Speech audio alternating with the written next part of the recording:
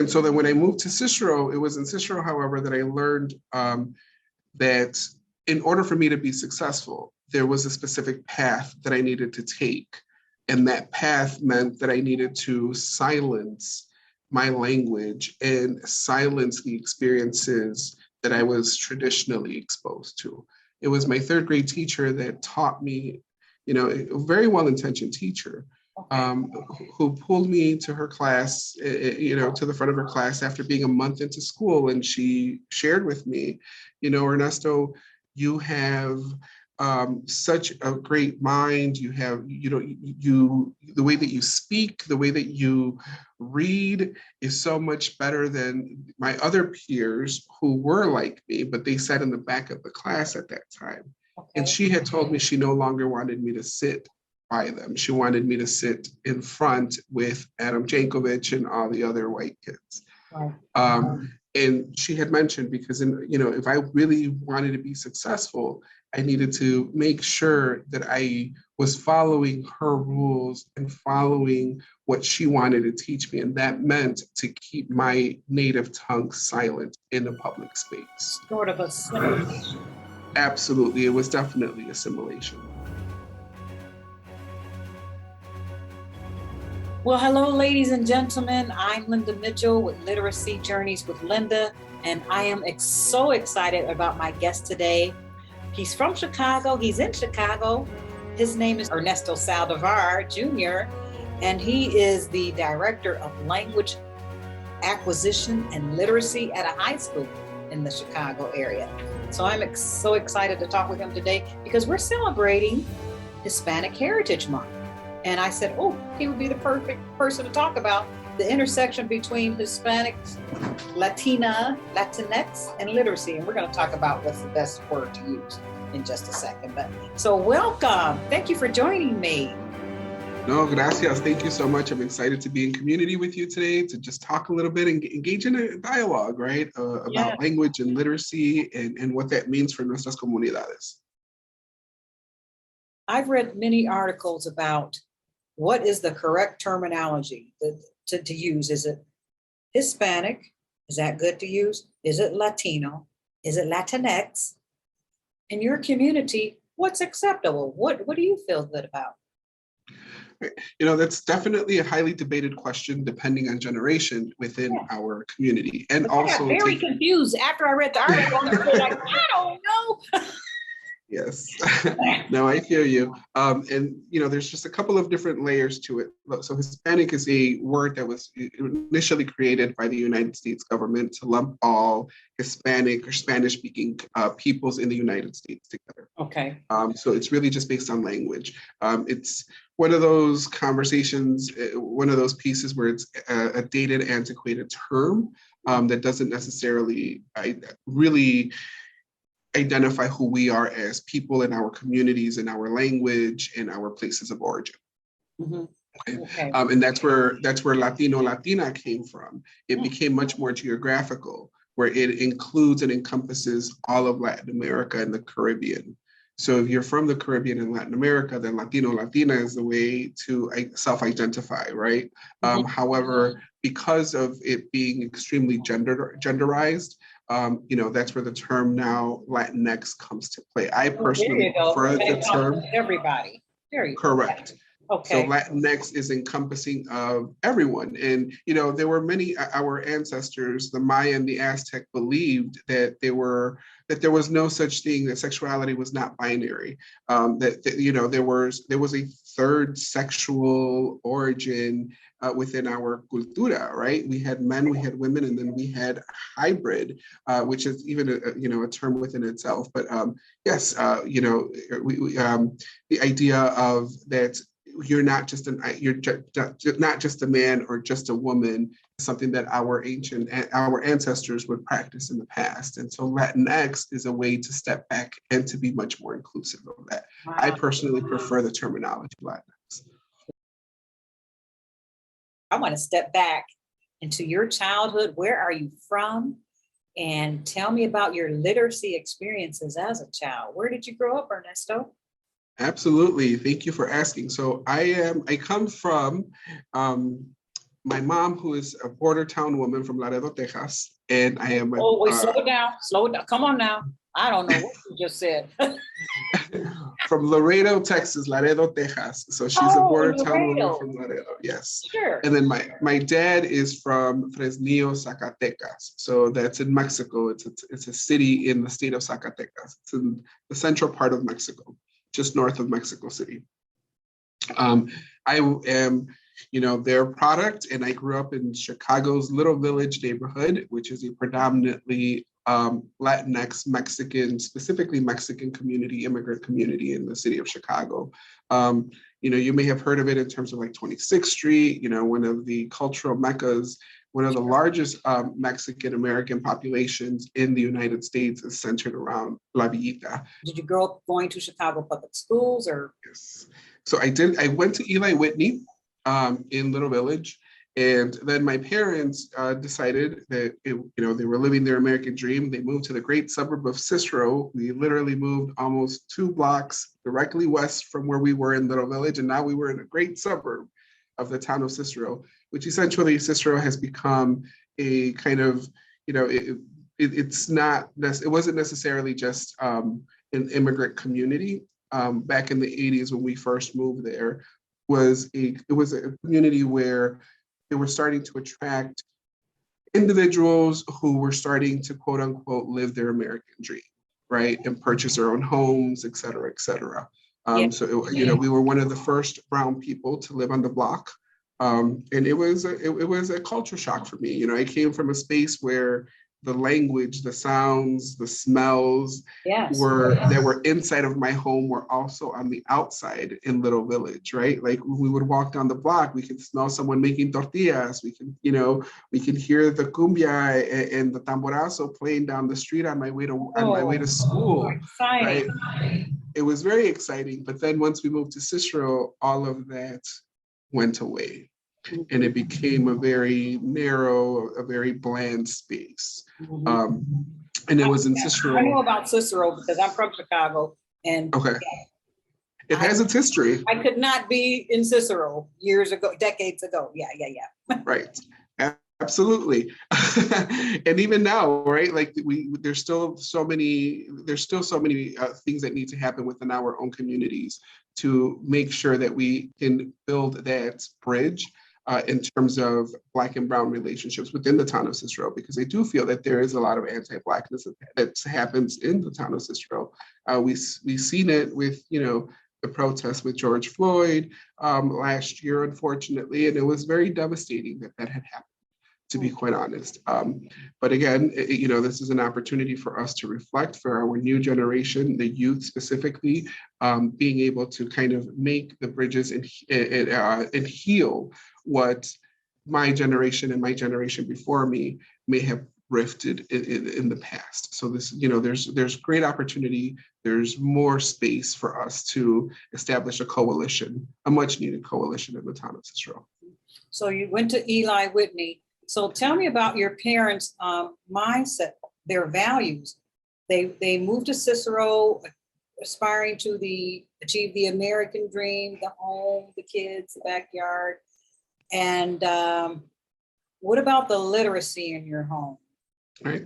So literacy was one of the things in language, right? I can't separate literacy and language, and I'll talk a little bit about that.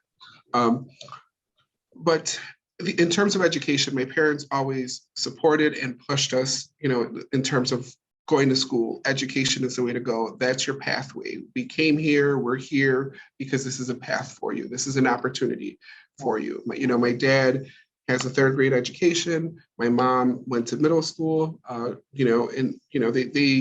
knew that there was so much value, but their lived experiences prevented them from being able to pursue to pursue their education in a different pathway, right?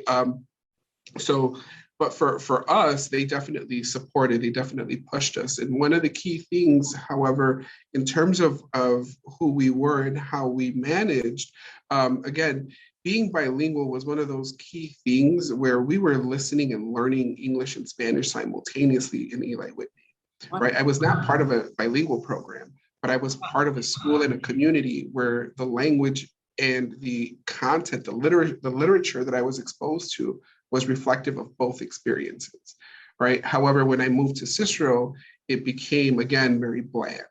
What do you mean? Oh yeah. So when I was in Eli Whitney, we were learning songs both in English and in Spanish. Okay. We were learning, we were learning how language functions simultaneously in English and in Spanish. So it was like kind of like a dual language experience without it being labeled dual language at the time. And that's mainly because of the community that it was servicing at that time in the early 80s, or the mid 80s, I should say. Yeah, mostly Latinx. Right, correct. And so then when I moved to Cicero, it was in Cicero, however, that I learned that in order for me to be successful, there was a specific path that I needed to take. And that path meant that I needed to silence my language and silence the experiences that I was traditionally exposed to. It was my third grade teacher that taught me, a very well-intentioned teacher, who pulled me to her class, to the front of her class after being a month into school. And she shared with me, Ernesto, you have such a great mind. You have, the way that you speak, the way that you read is so much better than my other peers who were like me, but they sat in the back of the class at that time. Okay. And she had told me she no longer wanted me to sit by them. She wanted me to sit in front with Adam Jankovic and all the other white kids. Right. And she had mentioned, because if I really wanted to be successful, I needed to make sure that I was following her rules and following what she wanted to teach me. And that meant to keep my native tongue silent in a public space. Sort of assimilation. Absolutely. It was definitely assimilation. Huh. It was definitely the assimilation. And that really, as an impressionable eight-year-old, I did not know what that meant. I did not know that what was happening is that I was being assimilated. I was being whitewashed, for a lack of a better word, right? In terms of like, oh, this is the standard that we want to live up to, so let's be this standard. And essentially what that ended up doing in terms of my path, in terms of literacy, that put me in a level and in a space where I was advancing. I was able to prove, and I was able to kind of function and maneuver my way within that system that was created, but without realizing that was having an impact on my own identity. Yeah, and see, this is where it's very funny, right? Because it's like our parents teach us to respect and honor what the school tells us to do. So the school was telling me this. And so therefore, when I was at home, it's like, no, ma, no, pa, you can't speak to me in Spanish anymore. You can only speak to me in English because that's the only way that I will be successful. And so that really did take a toll on me, again, not understanding and knowing what that meant. And so there was a part a part of my life where I chose to not speak Spanish. Because I didn't want to be embarrassed. I didn't want anyone to label me. I didn't want anyone to think less of me because of my Spanish background. Okay, now you've got to tell me that mindset has shifted. Oh, absolutely. Now I throw in Spanish all the time. Absolutely, that mind shifted, and that shifted when I was in 8th grade, actually, with Miss Wallen. Another teacher, very impressionable as well. At this time when I was in 8th grade, there were a lot more Spanish-speaking students moving into Cicero at that time. Yeah. So the fact that my Miss Wallen knew me, knew my mom, because my mom was a lunch lady. Yeah. She had asked me to translate for her class, for a student in the classroom. I said, "Oh no, Miss Wallen, I can't do that. I don't speak Spanish. I don't know what you're talking about." Oh, no. And she told me, she's like, "I know who your mother is. I know where you come from. I know a little bit about your history." She's like, "And if you can't use your voice for the benefit of others, to help other people, then I'm not sure what you want to do with your life, Ernesto." And that She was able to help me break from what my third grade teacher did to me. So for those 5 years, I really, I don't speak Spanish. Oh no, keep away from me. I became that student. Again, because that's what I was introduced to as this is the way to be successful. You're a great kid when you do this. Not knowing the impact that it was really having on my psyche. And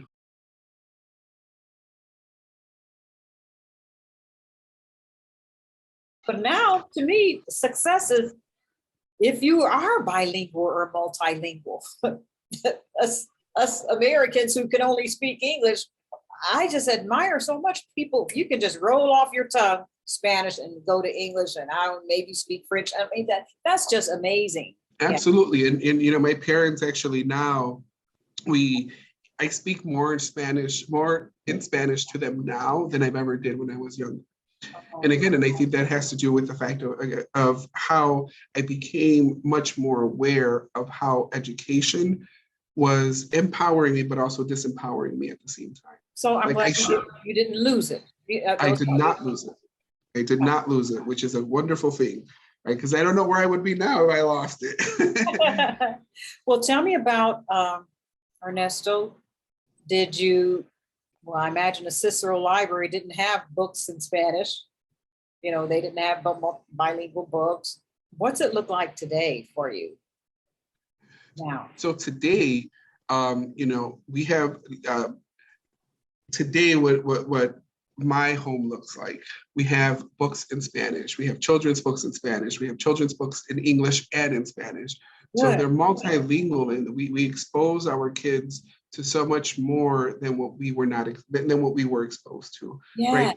Especially as an English teacher myself, like being able to have access to Julia Alvarez's Tia Lola stories, right? And having access to libritos, the story of Selena, the story of Frida Kahlo, being able to really show our kids and, my nieces and nephews, the younger ones, that this is our cultura, and our cultura is reflective in literature, right, is amazing, right? The fact that my children are able to look at our home library and see various authors, Juno Diaz, Toni Morrison, Cristina Alvarez, Cristina Garcia, Julia Alvarez, and all these other authors, it's empowering and it's amazing, right? So, because these are things that I did not have access to when I was younger. And if I would have, my experience, I think, would have been much more different in a way where I would be better able to articulate and better able to kind of channel and really fully explain what my life experiences have been. When I was exposed to Gloria Anzaldua's Borderlands, that book, her story, took all of my experiences, the experiences of my parents, and put them all into these 7 chapters and put it theory and research and poetry and combined it all. And that lived experience is right there. For her to write that there's a 1,950-mile wound that slashes down my entire body that separates me. But it's also, that's empowering, because that's the scar that's there, that there's so much beauty in that scar, because I'm able to bridge this experience being, American with my native identity, right? With being Mexicano at the same time. So I think that's the power of books, where someone else is skillful in putting into words what you're feeling. That maybe you can express it, but here's this author in Borderlands. Wow, this is exactly how I feel. She got it. And she's able to put it out there like that. Oh, that's wonderful. Absolutely.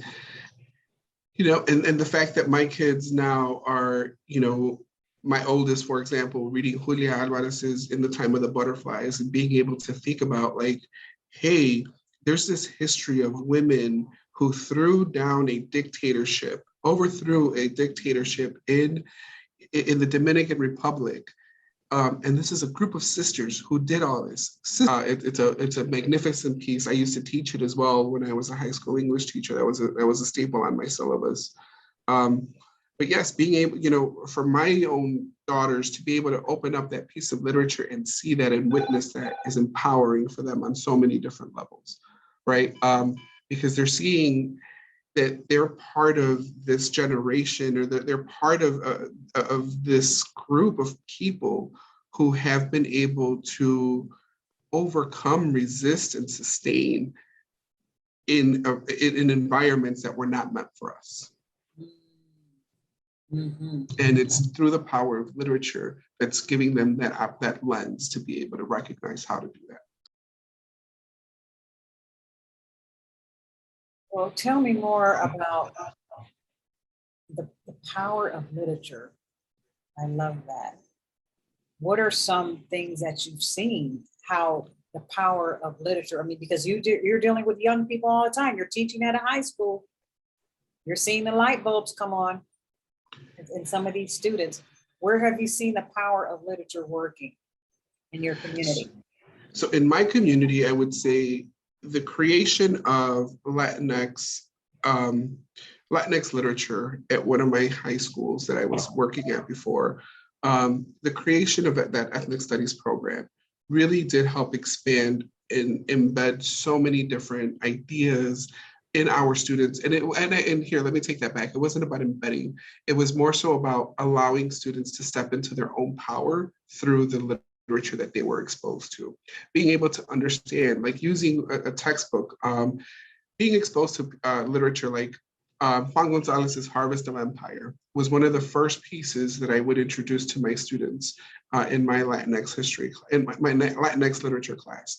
Harvest and Empire was really one of these pieces that allowed my students to understand not just the history behind the role that the United States has played in the creation of Latin America and how it functions today, but also to have a better historical understanding of why their parents migrated to the United States and how policy has impacted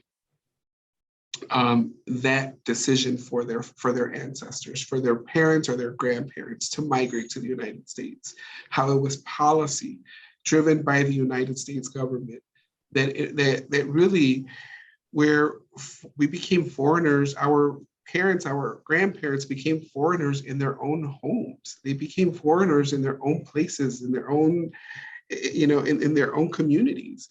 And so they needed to migrate as a result of that. And understanding and looking at the lens of that history through that textbook really opened up so many different opportunities and so many different lights and the ideas for my students to say, hey, this is why my parents are here, and this is how I'm going to continue to take advantage of the position that I've been put in so I can live out what they were dreaming, right? And so I can step in and be the dream that they wanted me to be, not just for them, but also for themselves and for their future kin.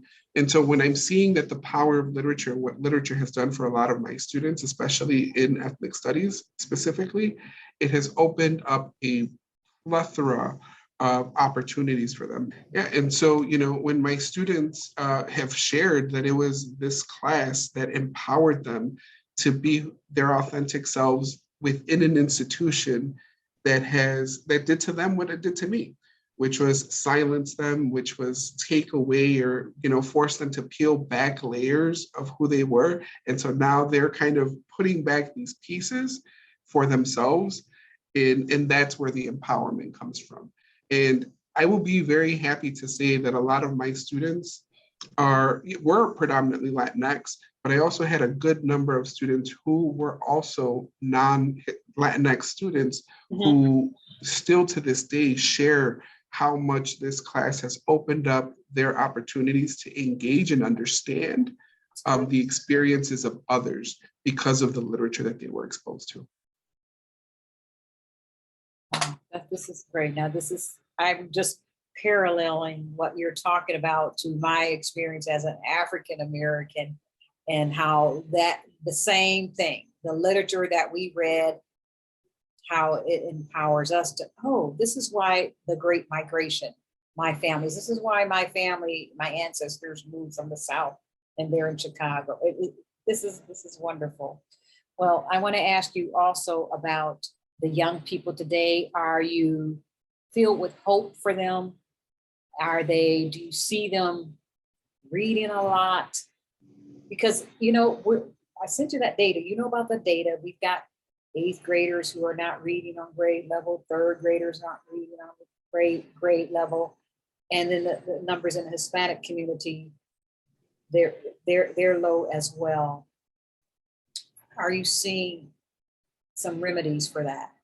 Yes, this is definitely one of the major concerns, Yeah. right? But I think one of the key things is what exposure do the main question that I have is what type of literature are we exposing our students to?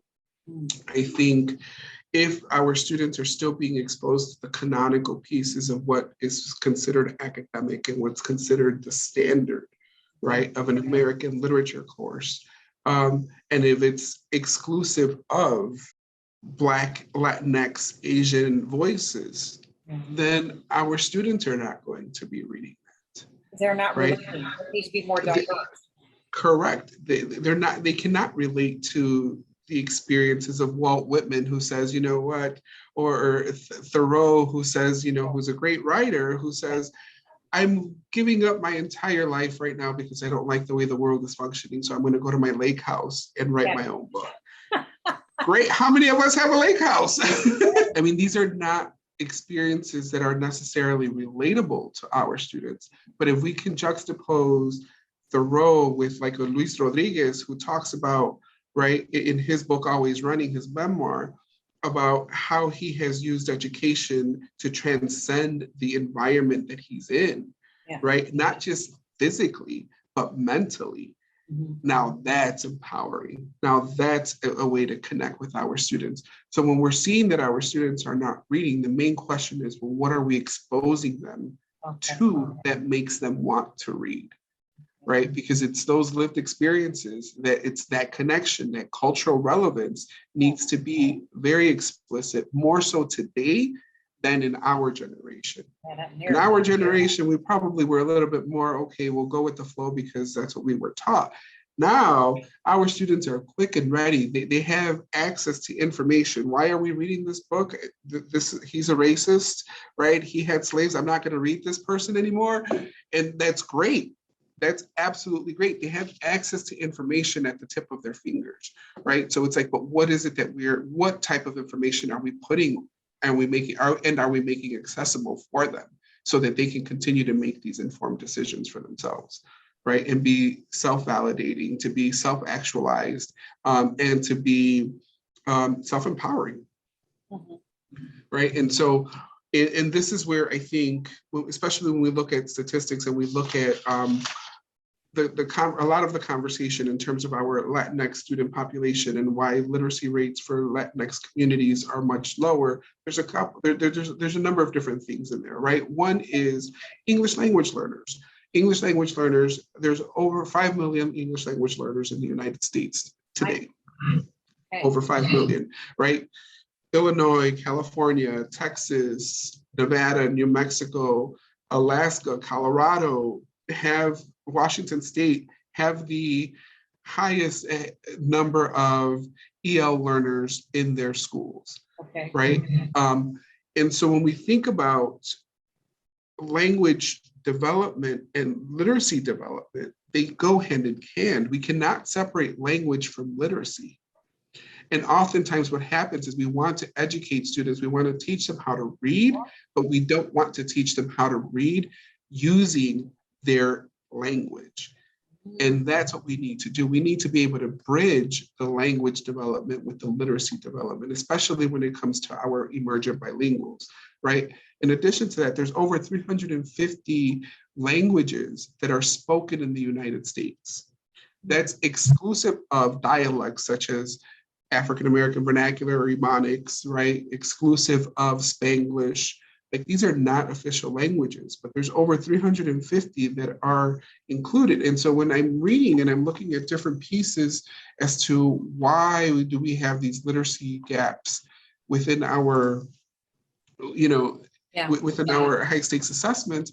And, you know, like Dr. Julie Washington, who mentioned in the past, she was very clear. Julie Washington talked a little bit about how the Black vernacular or Ebonics, not recognizing that is a failure to our students, because she claims, you know, she suspects that dialect may very well, the Black dialect, Ebonics, may very well account for a significant part of the Black and white literacy gap. And that's also very reflective within the Latinx community, right? When we're talking about the literacy gap, because we are bilingual or because we're multilingual people, when we think in different languages and we function in different languages, but yet we're expected to perform in a unofficial English standard or unofficial standard English that's been accepted in the United States, or, you know, as the norm, then of course it's going to impact. So what we need to do is we need to move away from that form of linguistic oppression of completely suppressing and silencing a native language, but thinking about the structures, the phonetic structure, and the linguistic structure of a native language, and how we can use that as a resource to help us develop English and sustain our native languages. I mean, because when we talk about academic language and English specifically, research does show, right, that it takes 4 to 9 years for a student to develop academic English, right? Which is not easy. Oh my which is not easy, right? Not easy at all whatsoever. And so, you know, when you have a second language already there, of course it's going to contribute to that gap. So how are we utilizing our native languages as a resource and not so much as a hindrance or an obstacle for our literacy development? You sound like you have such a hunger and thirst for learning. How do you fit in reading into your normal daily routine? Sounds like you have a family. Oh, yes, absolutely. So I have a beautiful wife named Laura. I have my 2 daughters, Ariana and Naima. They are beautifully amazing, intelligent individuals who are ready to overtake this patriarchic system that we live in. And then I have my young guy. In other words, they run the house. They run the house, absolutely. Absolutely. And then I have my young guy, Ernesto, we call him Handsome. And he's a handsome little guy. You know, who is one of the strongest feminists that you will ever meet. And again, that's because of the women that, you know, the ladies in the house who help and shape that mindset. And so in addition to that, it's like also how are we living and how are we incorporating literacy and opportunities to read? So this is, you know, these are things that we like to do in our downtime. You know, Laura has a wonderful reading voice. So we love it when she reads to us. She, you know, there are opportunities. Your wife reading to the whole family? She reads to us as a whole family. My kids don't like it when I read out loud because I was taught to skip words, all the sight words. I'm very choppy when I read out loud, but my wife reads beautifully out loud. And so, you know, when we get the opportunities, you know, she has read books to us. And so, you know, like I'm Not Your Perfect Mexican Daughter by Erica Sanchez, she's read to us, right? What's the other book? Picture this setting, Ernesto. Wait a minute. I'm picturing, okay, a family sitting around the living room on couches and your wife is reading. What is it? That's exactly what's happening. But actually, we prefer laying on the bed, to be quite honest with you, where we're just all on top of each other, and then Laura's just sitting on the bed while we're all laying there, and then she'll read it out loud to us. That's what we do. That's what we do. We definitely want to do it more often.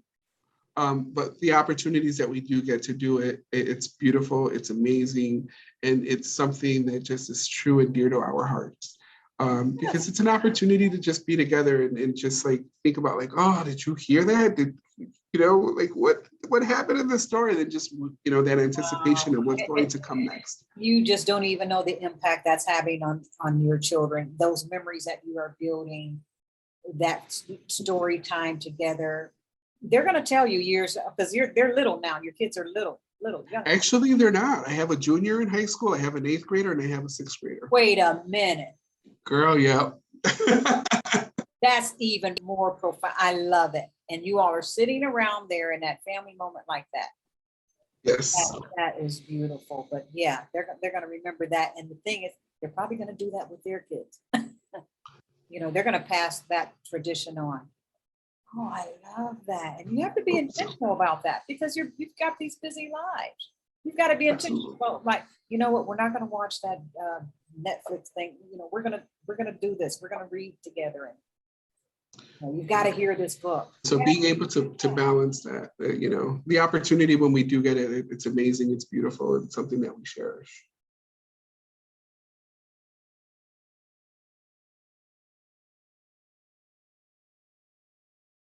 As we close up, I just always want to ask my guests, why is literacy important? And I define literacy as the act of reading, writing, and comprehending. Why is that so important? I think literacy gives us an opportunity to understand ourselves, understand how we are positioned in the world, and it gives us that window to understand ourselves and how we are positioned in the world. It gives us tools and resources and opportunities to think about how we can communicate our experiences to others, right? Because yes, literacy is rooted in listening, speaking, writing, right? Comprehension, it's rooted in all of that. But it's also rooted in the idea of being able to share one's experiences with others, right? And so I think that's the power of literacy. It gives us an opportunity to not only understand ourselves, but to understand the world around us and how we function in it. And so literacy is the path, it's the means and how to get there. Yes, I mean, just think about how that book impacted you, that book about the Absolutely. Book.